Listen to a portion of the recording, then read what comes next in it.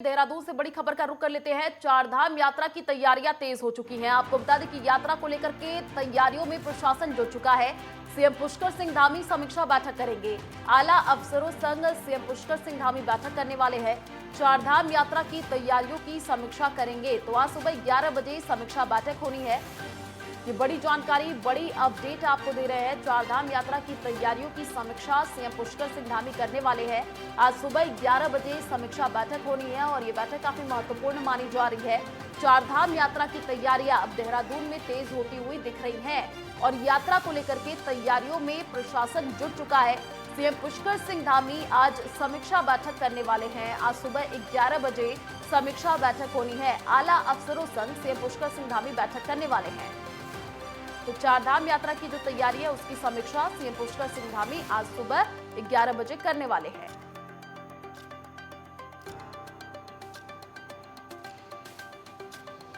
ज्यादा जानकारी के लिए संवाददाता ज्ञानेंद्र तिवारी हमारे साथ लाइव जुड़ चुके हैं, उन्हीं का रुख कर लेते हैं। ज्ञानेंद्र, आज सुबह 11 बजे सीएम पुष्कर सिंह धामी समीक्षा बैठक करने वाले हैं। चारधाम यात्रा की जो तैयारियां हैं वो अब तेज हो चुकी है, क्या जानकारी अभी आपके पास? देखिए, अप्रैल से चारधाम यात्रा की शुरुआत होने वाली है और इसके ठीक पहले चारधाम यात्रा की तैयारियों को लेकर प्रशासन और कहीं ना कहीं सरकार जोर दे रही है। देखा जाए तो आज 11 बजे सचिवालय में मुख्यमंत्री पुष्कर सिंह धामी की अध्यक्षता में जो बैठक होने वाली है, खासतौर पे कई आला अधिकारी इसमें मौजूद रहेंगे। खासतौर पे पर्यटन विभाग के जो अधिकारी हैं वो मौजूद रहने वाले हैं। पर्यटन जो मंत्री हैं सतपाल महाराज, वो भी इस बैठक में मौजूद रहेंगे। खासतौर पर देखा जाए, पर्यटन विभाग की तरफ से जो प्रस्ताव तैयार किए गए हैं यात्रियों की संख्या के निर्धारण को लेके, क्योंकि हमने देखा था कि पिछले वर्ष किस तरीके से केदारनाथ बद्रीनाथ में जो श्रद्धालुओं का एक जनसैलाब था वो कितनी ज़्यादा संख्या में एक दिनों में वहाँ पे कहीं ना कहीं उमड़ रहा था। और ऐसे में कहीं ना कहीं दर्शन को लेके जो दिक्कतें आ रही थी, इसको लेके पहले से जो फार्मूला है वो तय किया जा रहा है, क्योंकि पिछले वर्ष बीच में तय किया गया था, यात्रा के बीच में।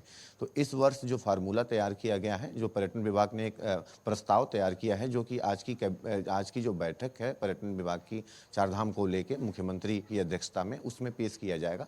पर्यटन विभाग की तरफ से जो पेश किया जाना है उसमें खासतौर पे जो यात्रा में श्रद्धालुओं की संख्या है, बद्रीनाथ की अगर बात करें उसमें 18,000 यात्रियों के प्रतिदिन दर्शन करने का जो प्रस्ताव है वो रखा गया है। केदारनाथ में इसी प्रकार से 15,000 है और गंगोत्री में 9,000 है और इसी तरीके से यमुनोत्री में 6,000 रखा गया है। ये आंकड़े रखे गए हैं जिनका कि इसमें मोहर लगने की संभावना आज के इस बैठक में होने वाली है। खासतौर पे देखा जाए, पिछले वर्ष श्रद्धालुओं की जो संख्या थी प्रतिदिन काफ़ी ज़्यादा हो रही थी और में कहीं ना कहीं जो दिक्कतें थी वो देखने को मिल रही थी। इस वर्ष जिस तरीके से यात्रा की संख्या जो है श्रद्धालुओं की, उसके निर्धारण को लेके जो प्रस्ताव है वो मुख्यमंत्री के समक्ष रखा जाएगा। और इसमें कोई ज़रूरी नहीं है कि यात्रा की जो संख्या यही रहे, इसमें बदलाव भी हो सकता है, इसे बढ़ाया भी जा सकता है और इसे कम भी किया जा सकता है, क्योंकि जो उम्मीद है इस वर्ष 40 लाख से अधिक श्रद्धालुओं की उत्तराखंड में पहुंचने की, चारों धामों में पहुंचने की।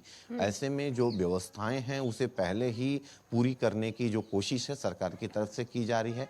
और इसके अलावा श्रद्धालुओं की संख्या के अलावा अगर हम देखें, जो होटल्स हैं, अन्य जो व्यवस्थाएं हैं, लोगों के ठहरने की धर्मशालाएं हैं, उनको कहीं ना कहीं चिन्हित किया जा रहा है। उन व्यवस्थाओं को दुरुस्त करने की जो कोशिश है वो चारों धामों में किया जा रहा है, ताकि किसी भी प्रकार की जो दिक्कत है वो न हो। बसों का जो संचालन है उसको लेके भी इस बैठक में कहीं ना कहीं डिस्कस किया जाएगा। इसके अलावा देखा अक्सर ये जाता है कि जो केदारनाथ की यात्रा होती है, क्योंकि वो पैदल मार्ग की यात्रा है 16-17 किलोमीटर की, ऐसे में बहुत से ऐसे मार्ग हैं जिनको व्यवस्थित करने पे कहीं ना कहीं जोर दिया जा रहा है। बीच बीच में जिस तरीके से गर्म पानी की जो व्यवस्थाएं आम जो श्रद्धालु हैं उनके लिए भी, और ऐसे में पिछले वर्ष हमने ये भी देखा था कि जो घोड़े खच्चर हैं उनकी भारी संख्या में मौत भी हुई थी। इस बार इस पे विशेष तौर पे जो फोकस है सरकार की है, ताकि इस तरह की दिक्कतें ना हो, उनके स्वास्थ्य परीक्षण किए जा रहे हैं और जगह जगह गर्म पानी की व्यवस्था की जा रही है, ताकि किसी भी प्रकार की जो इस तरह की जो कहीं ना कहीं दिक्कतें हैं वो पशुओं को भी ना हो और उनकी मौत भी ना हो। तो इस पे भी विशेष निगरानी है और आज की बैठक में सभी पहलुओं पे चर्चा होने के बाद निर्णय लिया जाएगा। खासतौर पे देखा जाए चारधाम में जो सड़क मार्ग हैं, क्योंकि अभी जोशीमठ के आसपास की जो स्थिति है, क्योंकि हमने देखा है किस तरीके से धंसाव की वजह से कई जो बद्रीनाथ के मार्ग हैं, मार्गों में भी दिक्कतें आई हैं और कई तरह की जो खामियां अभी निकल के सामने आ रही, तस्वीरें आ रही हैं कि जो मार्ग हैं वो धंस रहे हैं। तो कोशिश ये भी की जा रही है कि चारधाम यात्रा शुरुआत होने के बाद कोई ऐसी अड़चन ना आए जिससे यात्रा बाधित हो, क्योंकि सड़क अगर बाधित होता है तो घंटों जो यात्रियों को सड़कों पे कहीं न कहीं गुजारना पड़ता है अपने बसों में, अपनी गाड़ियों में, तो ये बड़ी दिक्कत होती है। क्योंकि हमने हर वर्ष देखा है, पिछले वर्ष की ही अगर हम चर्चा कर लें, पिछले वर्ष भी यात्रा मार्ग बाधित होने से काफ़ी जो दिक्कतें तो हुई थी। तो इस वर्ष भी रूट जो है चारधाम की, उन सड़कों की पहले से कहीं न कहीं निगरानी और मरम्मत के काम में सरकार जुड़ी हुई है। लेकिन जिस तरीके की जोशीमठ की स्थिति है, आसपास के इलाकों में जो दिक्कतें हैं, मार्गों में जो कि बद्रीनाथ को जोड़ता है, ये दिक्कतें अभी देखने को मिल रही है। तो कुल मिला के अगर हम कहें तो आज की जो 11 बजे बैठक होने वाली है, उसमें सभी पहलुओं पे, चार धाम से संबंधित सभी पहलुओं पे चर्चा लिया जाएगा। चाहे वो वीआईपी शुल्क हो, मंदिरों में जो वीआईपी मार्ग होते हैं उनके शुल्क का निर्धारण हो, या फिर वहाँ की व्यवस्थाओं की बात हो, सभी पहलुओं पे आज चर्चा के बाद जो निर्णय है वो लिया जाएगा। और आज जिस तरीके से 21 तारीख है, ऑनलाइन जो पंजीकरण आज से सुबह 7 बजे से शुरू कर दिया गया है। 2 महीने पहले से ही पंजीकरण शुरू कर दिया गया है और ये सहूलियत भी है और एक ज़रूरी भी है कि कौन से लोग आ रहे हैं, कितनी संख्या में आ रहे हैं, सबका वाच रखा जाए सरकार की तरफ से। और ये आवश्यक भी है, आज से इसको सुबह 11 बजे से इसका पंजीकरण शुरू कर दिया गया है। जो पंजीकरण कराएगा वही चारधाम यात्रा में आ सकता है। 2 महीने बाद अप्रैल से इसकी यात्रा की शुरुआत भी हो रही है। जी बिल्कुल ज्ञानेंद्र, जैसे कि आपने बताया आज से पंजीकरण की शुरुआत होने जा रही है। एक बार आप दर्शकों को प्रोसीजर बताइए कि जो पंजीकरण है वो कैसे कर सकते हैं। देखिए, जिस तरीके से आज से पंजीकरण की जो प्रक्रिया है वो शुरू की गई है ऐप के जरिए। पर्यटन विभाग का जो ऐप है, इसके अलावा कहीं ना कहीं जो वेबसाइट दी गई है उसके जरिए उसमें आप कहीं ना कहीं पंजीकरण कर सकते हैं। टोल फ्री नंबर भी दिए गए हैं। ये चारधाम यात्रा अगर गूगल में जाने पे चारधाम यात्रा अगर आप करते हैं या उत्तराखंड पर्यटन विभाग को अगर टाइप करते हैं तो वहाँ से जो जानकारियाँ हैं आपको मिल सकती है।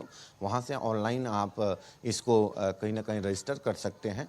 और ये ज़रूरी भी है कि जो रजिस्ट्रेशन हो वो हो, ताकि आने वाले लोगों की पूरी जो डाटा हो उत्तराखंड सरकार के पास हो। क्योंकि अगर हम देखें चारधाम जो क्षेत्र है उसकी जो भौगोलिक परिस्थितियां हैं, अक्सर कहीं ना कहीं जो आपदाएं होती हैं वो आती रहती हैं। तो विशेष तौर पे जो निगरानी है हर प्रकार से रखी जा रही है। बसों और वाहनों को लेके भी रजिस्ट्रेशन कराया जा रहा है, ताकि सब पे जो वाच है वो रखा जा सके कि कौन सी गाड़ियां कहाँ पे हैं और ज़रूरी पड़ने पे सबको जो सुविधाएं हैं वो मुहैया करा जा सके। तो कुल मिला के देखा जाए तो 2 महीने पहले से जो शुरू हो रहा रजिस्ट्रेशन है वो अति महत्वपूर्ण है। जो भी श्रद्धालु चारधाम में जाना चाह रहे हैं वो रजिस्ट्रेशन कराएं, उसके बाद ही चारधाम यात्रा में वो जा सकते हैं। और आज की जो बैठक है, इस बैठक में सभी पहलुओं पर चर्चा होनी है कि किस प्रकार से जो यात्रा है इसे सुगम और सुरक्षित बनाया जाए, इस पे विशेष तौर पे फोकस है। और एक मैसेज देने का काम किया जा रहा है कि उत्तराखंड में चारधाम यात्रा जो है वो सुरक्षित है। और कहीं ना कहीं सरकार की जो पहल है ये ज़रूरी भी है, क्योंकि उत्तराखंड में जो चारधाम यात्रा है उत्तराखंड के लोगों के लिए, उत्तराखंड की सरकार के लिए ये आर्थिकी की रीढ़ की हड्डी मानी जाती है। इसी से सबके जो व्यवसाय हैं, चाहे वो सरकार का हो, चाहे यहाँ के लोगों का हो, चाहे रुद्रप्रयाग, चमोली और जो ये उत्तरकाशी का जो एरिया है जहाँ चारधाम है, इन इलाकों में जो लोग हैं उनसे व्यवसाय से विभिन्न माध्यमों से, चाहे वो घोड़े खच्चर के व्यवसाय से जुड़े हों, होटल से जुड़े हों, रेस्टोरेंट से जुड़े हों, कई प्रकार से इनसे जुड़े हुए हैं। यहाँ तक कि हरिद्वार से ये प्रक्रिया शुरू हो जाती है, हरिद्वार ऋषिकेश से, जहाँ से कि चारधाम यात्रा की शुरुआत मानी जाती है। तो ये जो यहाँ के लोग हैं वो भी जुड़े हुए हैं। कोशिश सरकार की ये है कि श्रद्धालु अधिक से अधिक संख्या में आए, ताकि इस बार भी यात्रा जो है व्यवस्थित चले और सबके जो व्यवसाय हैं वो भी बेहतर तरीके से संचालित हो। जी बिल्कुल ज्ञानेंद्र, देखिए चारधाम यात्रा दूर दराज से लोग पहुंचेंगे और अब सरकार भी अलर्ट मोड पर नजर आ रही है। सुबह 11 बजे समीक्षा बैठक होनी है, देखता है कि इस बैठक के बाद से क्या निकल करके सामने आता है। चलिए, शुक्रिया तमाम जानकारी साझा करने के लिए। यार एक छोटे से ब्रेक के लिए जल्द लौटेंगे।